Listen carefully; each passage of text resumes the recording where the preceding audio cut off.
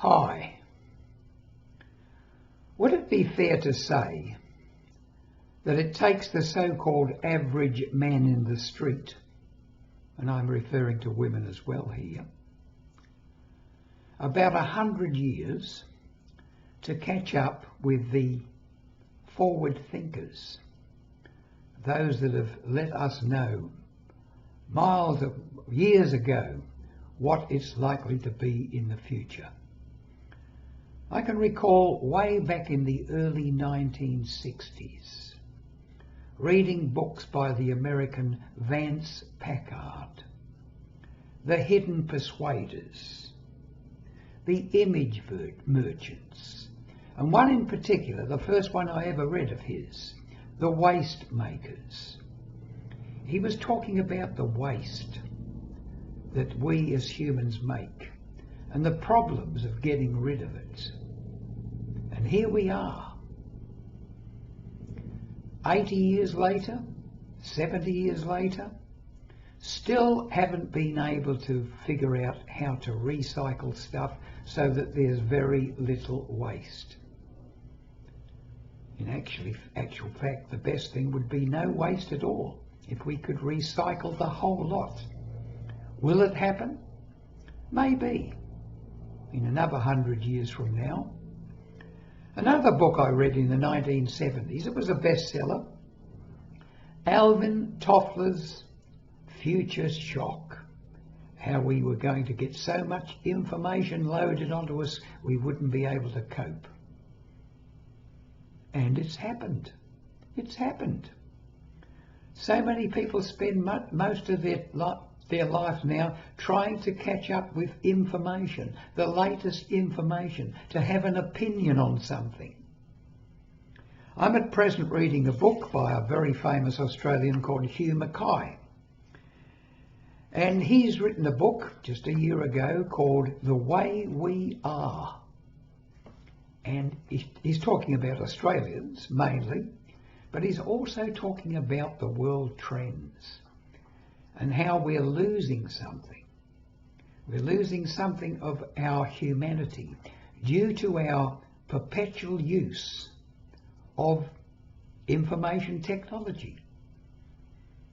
The concept of people being lonely because they're attached to everyone and can make contact with everyone on a very superficial level and not sit down around a table and talk or simply enjoy the conversation of a good friend.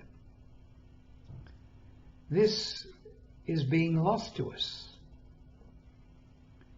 Loneliness is, well, let's face it, we all want to be understood. We all want to be important and known and accepted by others. But when we're all jockeying for, look at me, look how important I am, on social media and so forth, we're missing out on something very, very important.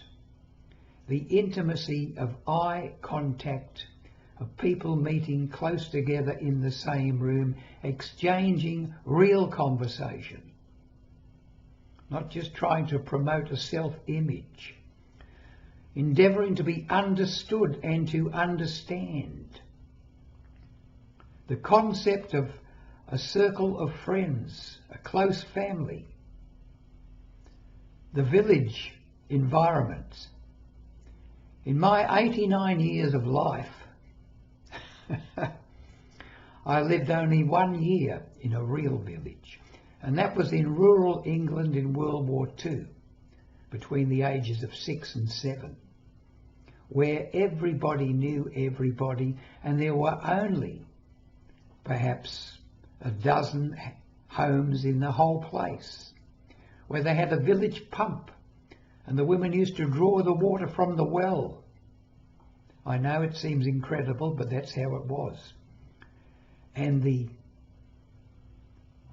contact, the belonging between those people in that village. They were like one big family. There were probably only about 200 people in all, and they were like one big family. And this is the way it's probably been way back for thousands of years. The little community, the village, right back to caveman days with the extended family, where everybody supported everybody else.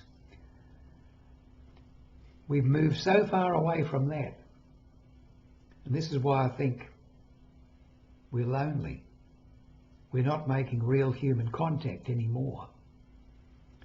Speaking like I'm doing now, to a little camera mounted on top of a computer. It's not real conversation. All I'm trying to do is get you motivated enough to realise that if you are lonely, you've got to get out and meet real people, communicate with real people in real ways, not just use this technology and think that as a substitute for the real thing, it's going to give you the same satisfaction. It won't. Meet people, eye to eye, face to face, in the same room, and talk about the real things in your life, rather than just trying to keep up with what's going on in the world.